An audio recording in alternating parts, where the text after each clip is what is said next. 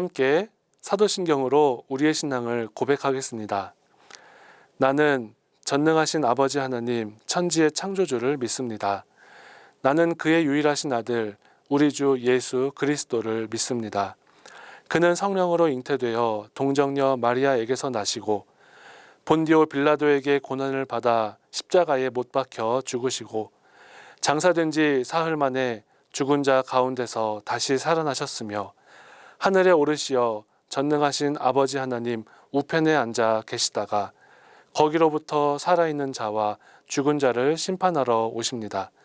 나는 성령을 믿으며 거룩한 공교회와 성도의 교제와 죄를 용서받는 것과 몸의 부활과 영생을 믿습니다. 아멘.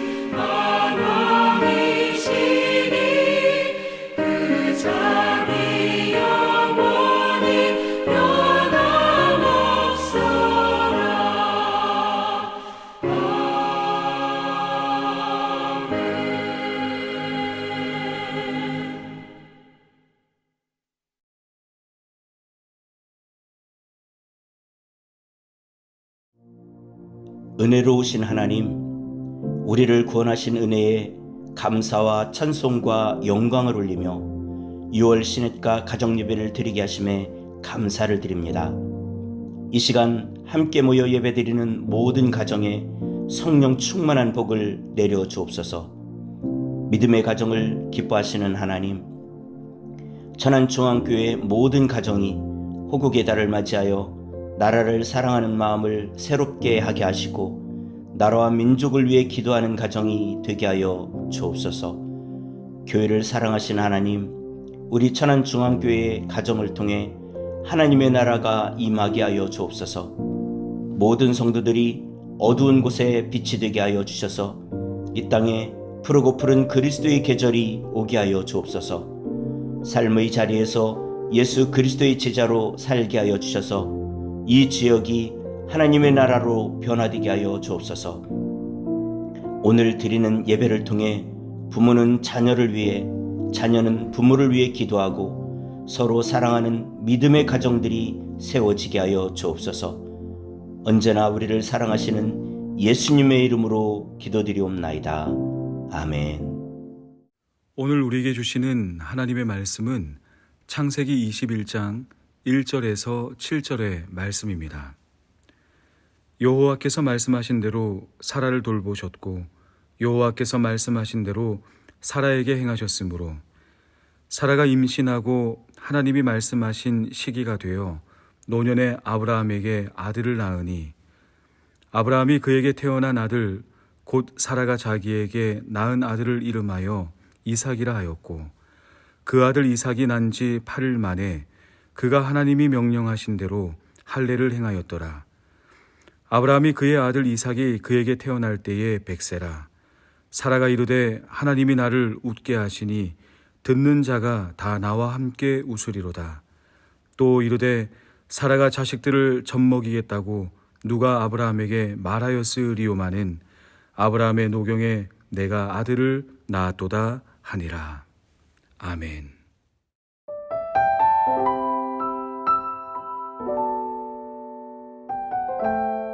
영국의 소설가 윌리엄 실커리는 아름다운 웃음은 가정의 태양이다 라는 말을 하였습니다. 웃음은 가족의 화목에 매우 중요한 역할을 하죠. 바깥에서 아무리 힘들고 어려운 하루를 보냈다 하더라도 집으로 돌아왔을 때 가족들의 웃음소리를 듣고 또 그 미소를 보게 된다면 하루의 피로가 풀리지 않습니까? 웃음은 가정에 화색이 돌게 하는 원동력입니다. 행복해서 웃는 게 아니라 웃어서 행복하다는 말도 있듯 웃음은 행복을 가져다주는 힘을 가졌습니다. 오늘은 성경 인물 중 이삭이라는 사람에 대해서 나누어 보고자 합니다. 그의 이름엔 웃음이란 의미가 담겨 있는데요. 이름 그대로 그의 삶은, 특별히 그의 가정은 늘 웃음이라는 포인트가 있었습니다. 몇 가지를 살펴보며 하나님께서 우리 가정에 어떠한 웃음을 주셨는지를 나누어 보겠습니다. 첫째로, 자녀를 향한 웃음입니다. 아브라함과 사라는 노경에 이삭을 낳았습니다. 참으로 믿을 수 없는 이야기지만 아브라함이 100세 때, 사라가 90세 때 첫 아들 이삭이 태어났습니다. 지금으로 생각하면 증손주도 이 정도는 아닐 겁니다. 정말 얼마나 예뻤겠습니까?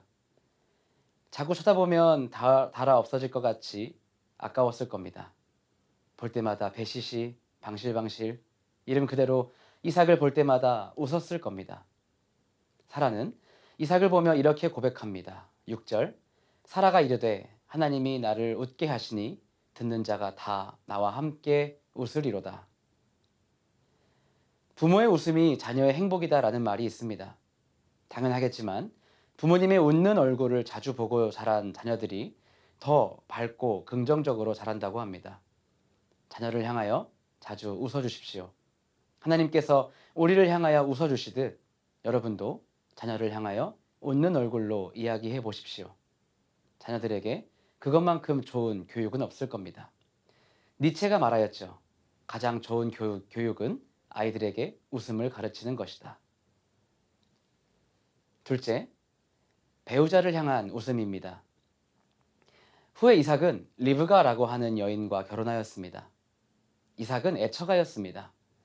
이삭은 결혼 후 그랄이라 하는 지역에 거주하였는데 당시 그 땅에는 블레셋 민족이 살고 있었습니다. 따지고 보면 그곳은 이삭의 출생지이지만 너무 오랜 시간 후에 돌아왔기 때문에 이방인 취급을 받으며 살 수밖에 없었습니다. 새로운 환경에 적응하며 사는 것은 쉽지 않았습니다. 더구나 리브가의 용모가 너무 아름다웠기에 그녀를 호시탐탐 노리는 이들도 있었습니다. 참으로 힘들었겠죠. 그럼에도 이삭은 리브가와 알콩달콩 행복하게 살았습니다. 창세기 26장 8절을 보시면 이삭이 거기 오래 거주하였더니 이삭이 그의 아내 리브가를 꾀하는 것을 블레셋 왕 아비멜렉이 창으로 내다본지라 라고 기록이 되어 있습니다. 여기서 껴안다라는 말의 원어를 직역해보자면 희희낙낙거리다인데 마치 신혼부부가 서로 꽁냥꽁냥하는 것과 같은 의미입니다. 아무리 힘들고 어려워도 사랑하는 배우자가 함께 있기에 웃을 수 있었습니다. 우스갯소리로 전우라고도 하지만 힘들고 어려운 시기에도 서로 의지하고 동행하는 것이 바로 배우자입니다. 가장 감사하고 가장 사랑해야 할 이가 바로 배우자입니다. 눈을 뜨면 가장 먼저 보이고 눈을 감을 때 가장 마지막까지 보이는 이가 배우자입니다. 미소로 대화해 보십시오. 웃음을 서로 주고받아 보십시오. 가정이, 더 나아가 삶이 더욱 환하여질 것입니다.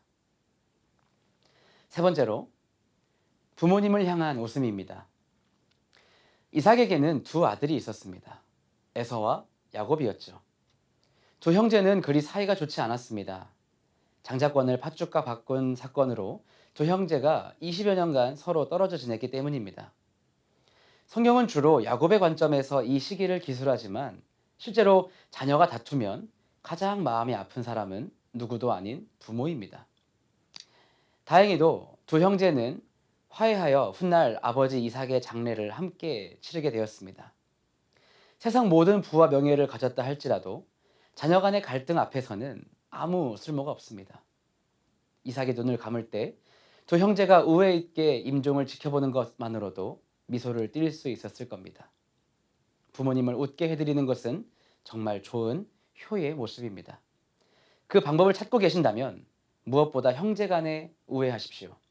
화목한 가정을 보여드리십시오. 효도 10분 가운데 8번째 항목이 형제 우애입니다. 형제의 다툼이 가장 큰 불효요, 형제의 우애가 가장 큰 효임을 강조하였습니다. 오늘 말씀을 통하여 여러분의 가정이 하나님 주시는 웃음이 넘치는 화목한 가정들이 다 될 수 있기를 간절히 바랍니다. 기도하겠습니다. 우리 온 가정을 사랑하시는 하나님 아버지, 오늘 함께 예배드리는 모든 가정들마다 주님 주시는 귀한 은혜와 화목으로 말미암아 항상 웃음이 끊이지 않는 가정들 다 될 수 있도록 인도하여 주시옵소서. 예수님의 이름으로 기도합니다. 아멘.